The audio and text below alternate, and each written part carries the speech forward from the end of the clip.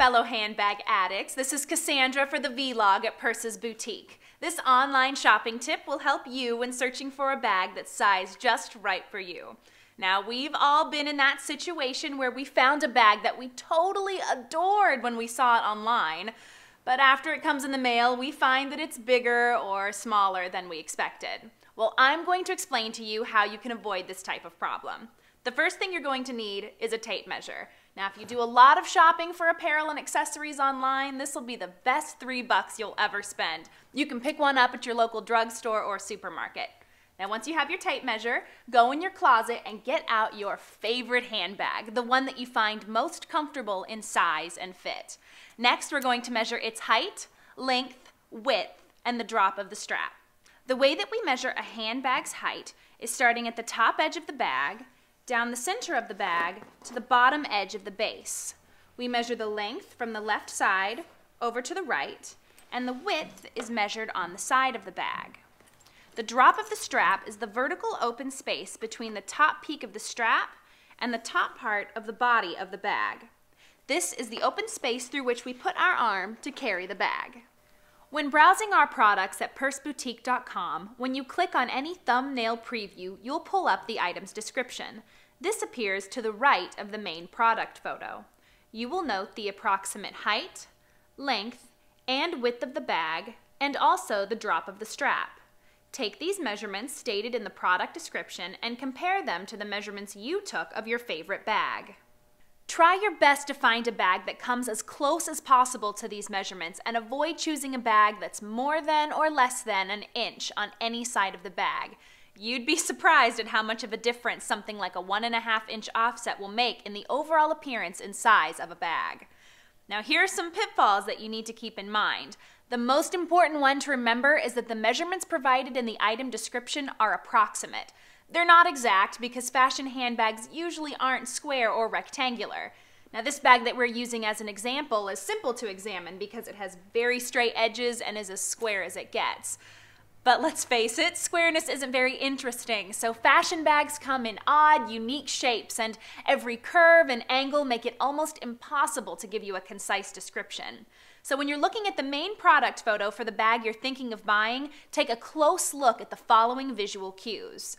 If the bag gathers in at the top or at the bottom, you'll need to keep in mind that you will have an inch or so of extra length at the opposite end of the bag. This can make the bag visually appear a tad bit larger in person than what you may imagine when noting the length measurement. If the bag is curved on the sides, you'll have 1 or 2 inches less at the top opening and at the base of the bag. This will actually give you less space to fit things inside than what you may also be imagining based off of the length measurement. This is also true if a bag has a curve at the top. Overall, you might visually imagine that the bag is a certain size, but remember, the actual holding capacity is based on the height measurement. The holding capacity of the bag is the vertical height, but the remaining space that isn't actually used makes the bag visually appear larger than the actual holding capacity. It can end up looking large on you, but it may not have as much space inside as you might imagine. Here's an example. If you're looking at these two handbags, which one looks bigger? This one, right? Well, believe it or not, the height and length measurements of this bag are actually larger than this one. Because this bag has this deep curve here at the top, there's all of this extra remaining material up here that gives the bag a larger appearance. So if you see a bag that has this deep curve, take a close look at the height measurement because the bag will appear larger despite that height measurement. Another visual cue to watch out for is for protruding pockets, especially on the sides of the bag. Keep in mind that the length measurement will not include any exterior pockets. And if you have, for example, a side pocket on each side of the bag, it will make the bag visually appear much longer than what you may imagine just by reading the length measurement. This next tip to keep in mind is very important. It's about the width of the bag. Now, if you see that the width of a bag is 2.5 to 3.5 inches, then you're pretty much safe. However, if it's 2 inches or less, keep in mind that this will be a very thin bag, and it'll hold a lot less than you may imagine, even if the height and length measurements are large. On the flip side, if a bag is 4 inches or more, this will be a very wide bag, and even if the height and length measurements aren't that big, the overall appearance of the bag will indeed be quite large because of the overall bulk added by the sides being so wide. And one last tip. You will find that the names of the handbags will give you a useful general idea of the size of the bag when it is not average sized.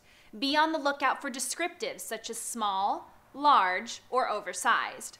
Oversized, for example, means that the bag is very, very big. So stay away from anything called oversized if you're in the market for a medium-sized item. So ladies, the next time you're online hunting for that next fabulous bag, keep in mind these handy little tips and you're sure to find one in a size that's just right for you. Thanks for stopping by, and be sure to stay tuned for more great tips on the Vlog by Purses Boutique.